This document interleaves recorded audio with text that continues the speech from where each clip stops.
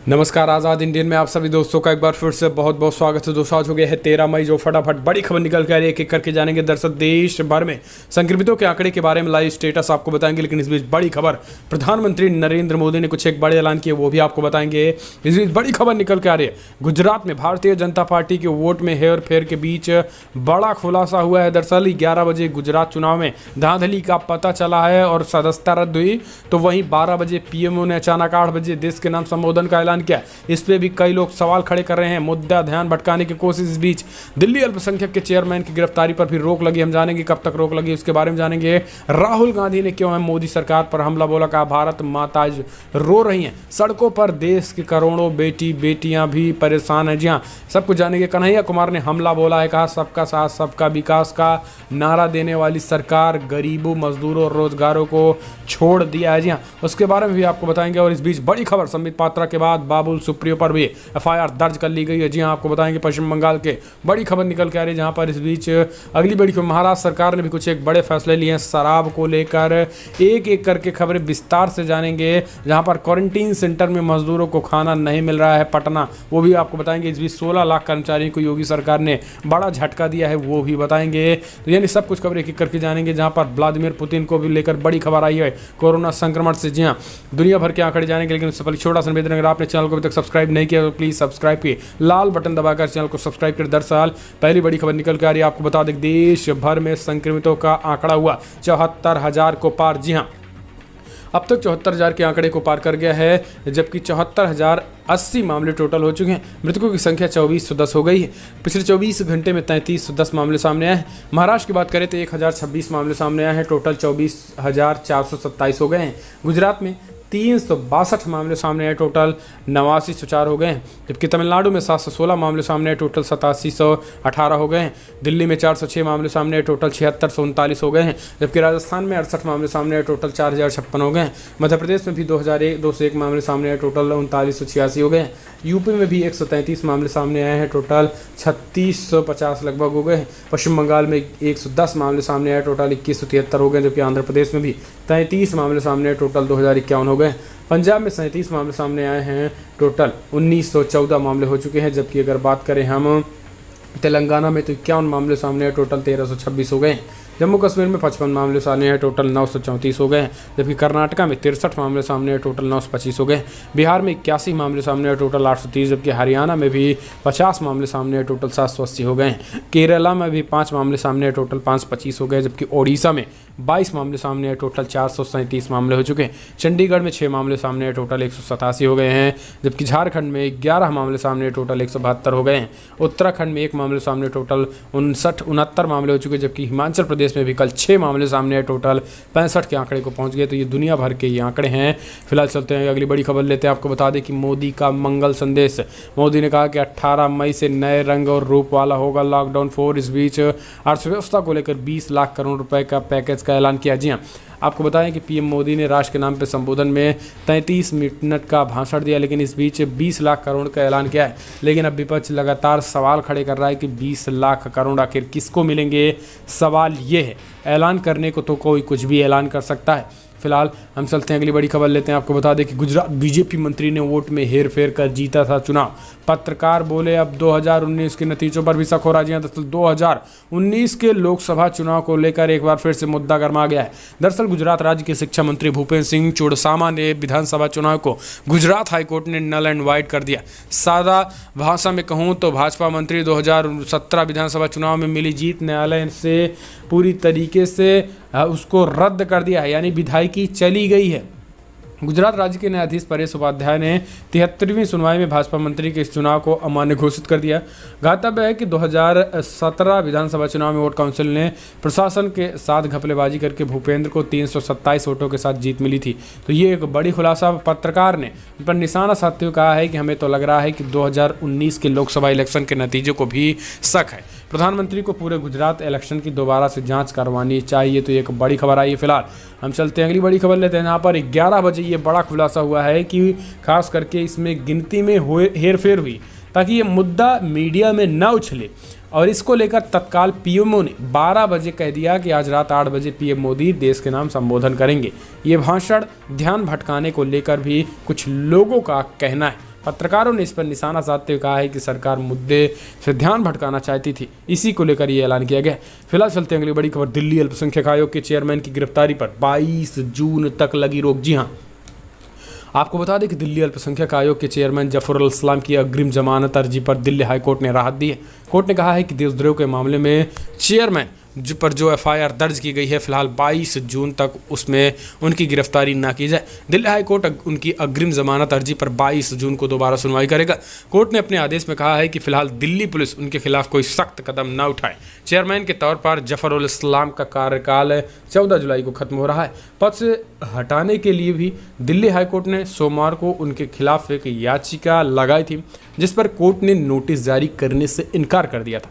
केंद्र सरकार के वकील की तरफ से कोर्ट को बताया गया था कि एलजी की तरफ से कारण बताओ नोटिस 8 मई को जफरुल इस्लाम को जारी किया गया था। सोशल मीडिया पर दिए उनके बयान के बाद 8 मई को एलजी की तरफ से सो कॉज नोटिस जारी करने के बाद कोर्ट ने इस मामले को सोमवार को हस्तक्षेप करने से इनकार कर दिया था।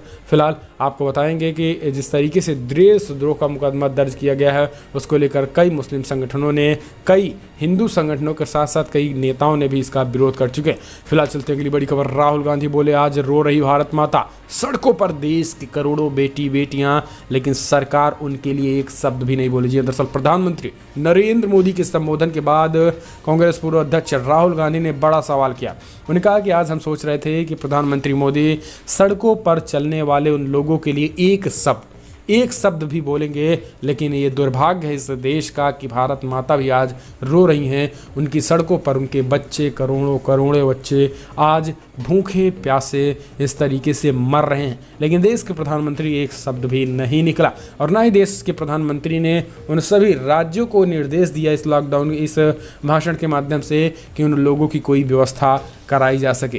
तो ये एक बड़ी बात है। राहुल गांधी ने तुरंत छोटे से वीडियो में ये संदेश दिया, राहुल गांधी ने ये बोल करके। फिलहाल हम चलते हैं अगली बड़ी खबर। आपको बता दें कि वादा था सबका साथ सबका विकास, लेकिन अब शर्तें लागू हो चुकी हैं। गरीब मजदूरों और बेरोजगारों को छोड़कर केवल इनका साथ चाहिए, लेकिन विकास दूसरों का किया जाएगा। कन्हैया ने बोला हमला। जी हाँ, जेएनयू के पूर्व छात्र संघ अध्यक्ष एवं भारतीय कम्युनिस्ट पार्टी के नेता कन्हैया कुमार ने मजदूरों की मौजूदा स्थिति को लेकर चिंता व्यक्त की है और मजदूरों की इस बदहाली के लिए केंद्र की मोदी सरकार को जिम्मेदार बताया है। उनका कहना है कि सरकार मुश्किल की इस घड़ी में मजदूरों का ख्याल नहीं रख रही है। सरकार पर तंज कसते हुए कन्हैया ने ट्विटर के जरिए कहा कि वादा सबका साथ सबका विकास सबका विश्वास, लेकिन अब शर्तें लागू हो गई हैं। गरीबों, मजदूरों और बेरोजगारों को छोड़कर बाकी सबका विकास किया जाएगा। ये बड़ी बातें कन्हैया कुमार ने कही हैं। तो इस तरीके से मोदी सरकार पर हमला बोला। फिलहाल चलते हैं अगली बड़ी खबर, संबित पात्रा के बाद अब बाबुल सुप्रियो पर एफआईआर दर्ज।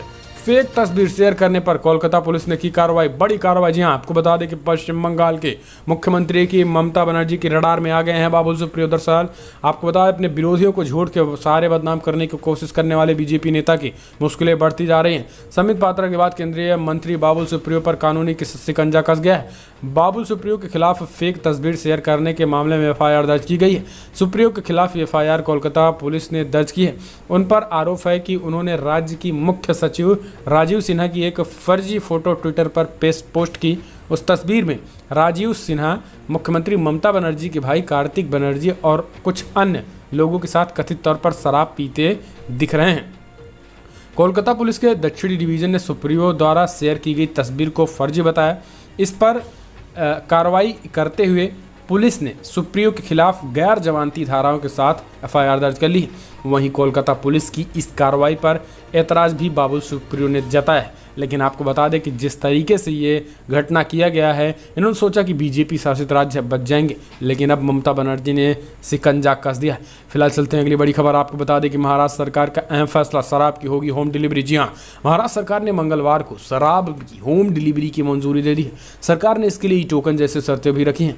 महाराष्ट्र ने होम डिलीवरी का फैसला लोगों के बीच सोशल डिस्टेंसिंग बनाए रखने के उद्देश्य से लिया है। पिछले सप्ताह जब राज्य में दुकानों से शराब की बिक्री हुई थी, तब लोगों की भारी भीड़ जमा हो गई थी। अफरा तफरी की स्थिति देखने के बाद राज्य में शराब बेचने पर रोक लग गई थी। महाराष्ट्र सरकार ने शराब की होम डिलीवरी करने पर निर्णय मंगलवार को लिया। सरकार ने कहा कि प्रदेश में जब तक लॉकडाउन लागू है, तब तक ये सुविधा भी लागू रहेगी। हालांकि सरकार इससे जुड़े नियमों में अभी भी कोई बदलाव करने के लिए स्वतंत्र है। हालांकि महाराष्ट्र ऐसा करने वाला पहला राज्य नहीं। इससे पहले पंजाब, पश्चिम बंगाल, छत्तीसगढ़ भी होम डिलीवरी करना शुरू कर चुका है, जबकि दिल्ली में ई टोकन की व्यवस्था लागू हो गई है। फिलहाल चलते हैं अगली बड़ी खबर। आपको बता दें कि बिग ब्रेकिंग न्यूज़ निकल के आ रही है, जहां पर नोबेल विजेता अभिजीत बनर्जी ने कहा कोरोना की वजह से जरूरी नहीं कि चीन छोड़ कंपनियां भारत आ जाएं। जी हाँ, आपको बता दें कि नोबेल पुरस्कार विजेता और अर्थशास्त्री अभिजीत बनर्जी का कहना है कि कोरोना महामारी वायरस की वजह से अगर कंपनियां चीन को छोड़ती हैं तो ये निश्चित नहीं है कि वो भारत ही आएंगे। उन्होंने कहा कि कोरोना वायरस के प्रकोप के लिए चीन को दोषी ठहराया जा रहा है। लोग यहाँ तक कह रहे हैं कि इसमें भारत को फ़ायदा होगा क्योंकि कारोबार चीन से हटकर भारत में आएंगे, लेकिन हो सकता है ये सच ना हो। इस तरीके की बातें कहकर भारत सरकार की मुसीबत खास करके अभिजीत बनर्जी ने बढ़ा दी है, क्योंकि भारत सरकार ये लगातार आस लगाए बैठी हुई है कि जो कंपनियां खास करके चीन में छोड़ रही हैं वो भारत ही आएंगे। इसके पीछे उन्होंने कई तर्क दिए हैं। उन्होंने कहा कि राहत पैकेज के तहत बड़ी रकम खर्च होनी चाहिए थी 3 से 6 महीने तक गरीबों को पैसे मिलने चाहिए। सरकार द्वारा राज्यों में लोगों के लिए क्या करना चाहिए थी, ये बातें बताई हैं। उन्होंने कहा कि सरकार फिलहाल भारत में ऐसा कोई बड़ा हब नहीं है जिसकी वजह से यहाँ कोई आए, तो कुछ ऐसे बातें उन्होंने बड़ी बताई हैं जिससे भारत सरकार को झटके लग रहे हैं। फिलहाल चलते हैं अगली बड़ी खबर। एक झटका तो यूपी की योगी सरकार ने फिर से दे दिया है। 16 लाख कर्मचारियों के 6 भत्तों को खत्म करेगी योगी सरकार। जी हाँ, कोरोना महामारी की वजह से जारी लॉकडाउन के मार झेल रहे उत्तर प्रदेश के 16 लाख सरकारी कर्मचारियों के लिए एक और बुरी खबर सामने आई है। योगी सरकार ने राज्य कर्मचारियों के नगर प्रतिकर CA भत्ता और सचिवालय भत्ता समेत 6 प्रकार के भत्तों को खत्म करने का फैसला लिया है। खबरों के मुताबिक सरकार के इस मुहर पर मुहर भी लगा दी है और जल्द ही वित्त विभाग शासनादेश जारी कर सकता है। अनुमान के मुताबिक इन भत्तों के खत्म होने से सरकार को 1 साल में 1500 करोड़ रुपए की बचत होगी। सरकार के फैसले के बाद राज्य के कर्मचारी, शिक्षक और पुलिस विभाग को मिलने वाले सचिवालय भत्ता, नगर प्रतिकर भत्ता और अवर अभियंताओं का विशेष भत्ता कम हो जाएगा। इसके अलावा पुलिस विभाग की अपराध शाखा, CBCID, भ्रष्टाचार निवारण संगठन, आपराधिक आर्थिक अपराध अनुसंधान विभाग समेत तमाम तैनात अधिकारियों कर्मचारियों को मिलने वाले रिजर्व भत्ता, ID भत्ता, डिज़ाइन भत्ता अब नहीं मिलेगा। सिंचाई विभाग में तैनात अधिकारियों कर्मचारियों को मिलने वाला इन्वेस्टिगेशन एंड प्लानिंग और ID भत्ता भी समाप्त हो जाएगा। तो ये अपने आप में एक बड़ा झटका होगा, लेकिन सरकार इसे पैसे को लेकर बड़ी बात करी। तो फिलहाल चलते हैं अगली बड़ी खबर। पटना से क्वारंटीन केंद्र पे नहीं मिला खाना तो मजदूरों ने हंगामा, तोड़ डाली कुर्सियां। जी हाँ, आपको बता दें कि देश से बिहार में लौट रहे प्रवासी मजदूरों को राज्य सरकारों ने 21 दिनों के लिए क्वारंटाइन करने का निर्देश तो कह दिया है। सरकार का दावा है कि इन क्वारंटाइन केंद्रों में मजदूरों के लिए समुचित व्यवस्था की गई है ताकि इन्हें किसी प्रकार की मुश्किल ना हो, लेकिन हकीकत दावों की उलट है। भले ही राज्य सरकार ये दावा कर रही है कि प्रवासी मजदूरों के लिए समुचित व्यवस्था की गई है, लेकिन कई जगहों से अव्यवस्था की ऐसी तस्वीर सामने आई जहां क्वारंटाइन केंद्रों पर प्रवासी मजदूरों ने जमकर बवाल किया है। ऐसी घटनाएं ऐसा लग रहा है कि बिहार में क्वारंटीन केंद्रों की व्यवस्था भगवान ही भरोसे है, क्योंकि ताज़ा तस्वीर पटना के बाढ़ के पंडारण ब्लॉक की है, जहां पर मंगलवार को प्रवासी मजदूरों ने जमकर बवाल किया और नीतीश सरकार पर हमला बोलते हुए सारी कुर्सियां तोड़ डाली। बोला खाना नहीं मिल रहा है, खाना ना मिलने की वजह से एक दिन बीत जाते हैं, तो एक दिन खाने की वजह से हम यहाँ मर जाएंगे, कोरोना वायरस तो बाद में, खाने की वजह से हम पहले मर जाएंगे। तो इसी को लेकर जमकर हंगामा हो रहा, तो नीतीश सरकार की पोल भी खुल चुकी है। फिलहाल चलते हैं अगली बड़ी खबर। रूस के राष्ट्रपति व्लादिमीर पुतिन को हुआ कोरोना संक्रमित। जी हां, अस्पताल में भर्ती। इस वक्त की बड़ी खबर आपको बता दें कि रूस के राष्ट्रपति व्लादिमीर पुतिन कोरोना से संक्रमित पाए गए हैं, जिसकी वजह से उन्हें अस्पताल में भर्ती कराया गया है। इस बात की जानकारी पुतिन के प्रवक्ता दिमित्री पेस्को ने दी है। जी आपको बताएंगे, बड़ी खबर ये निकल के आ रही है, जहां पर आपको बताया इससे पहले कि ब्रिटेन के प्रधानमंत्री बोरिस जॉनसन भी संक्रमित हो चुके हैं, और यह भी दूसरा मामला है कि जब किसी के राष्ट्र का राष्ट्राध्यक्ष भी संक्रमित हो चुका हो। माना जा रहा है कि जल्द हॉस्पिटल में भर्ती कराया गया है, लेकिन अब देखने की बात होती है कि हालात में क्या सुधार होते हैं या फिर नहीं। हम चलते हैं अगली बड़ी खबर लेते हैं, जहां पर आपको बता दें कि दुनिया भर में जो आंकड़े निकल के आ रहे, अब तक 41 लाख के आंकड़े को पार कर गया। जी हाँ, 41,78,000 कन्फर्म केसेज आ चुके, जबकि 2,86,000 लोगों की मौत हो गई है। अमेरिका की बात करें तो 13,80,000 कन्फर्म केसेज आ चुके हैं, जबकि 81,000 लोगों की मौत हो गई है। रसिया में 2,32,000 कन्फर्म केसेज हैं जबकि 2,000 लोगों की मौत हुई है। स्पेन में 2,28,000 कन्फर्म केसेज जबकि 27,000 लोगों की मौत हुई है। ब्रिटेन में 2,26,000 केसेज जबकि 33,000 लोगों की मौत हुई। तो इटली में 2,19,000 केसेज हैं, 30,000 लोगों की मौत हुई है। जर्मनी में 1,72,000 केसेज, ब्राज़ील में 1,68,000 केसेज, तुर्की में 1,39,000 केसेज, फ्रांस में 1,39,000 केसेज, ईरान में 1,09,000 केसेज, चाइना में 82। तो ये लगातार दुनिया भर के आंकड़े बढ़ते चले जा रहे हैं। तो फिलहाल बड़ी खबर में इतना, लेकिन अगर आपको वीडियो पसंद आया तो लाइक करें, शेयर करें, कमेंट के माध्यम से अपनी राय देना ना भूलें। फिलहाल इस वीडियो इतना ही। जय हिंद, जय भारत।